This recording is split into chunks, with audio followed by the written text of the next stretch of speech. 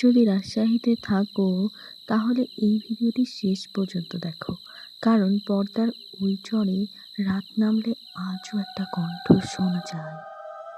রাজশাহীর পদ্মা নদীর পাশে একটা নির্জন চর আছে। দিনের বেলা জায়গাটা একদম স্বাভাবিক, মানুষ মাছ ধরে, গরু চড়ায়, বাচ্চারা খেলাধুলা করে। কিন্তু সূর্য ডোবার পর চরটা যেন অন্য জগতে পরিণত হয়। গ্রামের মানুষ বলে, সন্ধ্যার আজানের পর ওদিকে গেলে কেউ একা থাকে না। একদিন বিকালে গ্রামের এক বৃদ্ধ আমাদের থামিয়ে বললেন, সাহস থাকলে রাত 8টার পর চড়ে যাইও, কিন্তু কেউ ডাকলে পিছনে তাকাও না।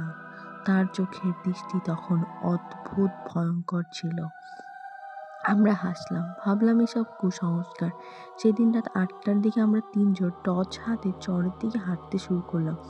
আর তখনও বুঝিনি এই হাঁটা আমাদের জীবনে বড় ভুল হতে চলেছে। পরের পার্ট দেখতে চাইলে এখনই চ্যানেলটা ফলো দিয়ে রাখবেন।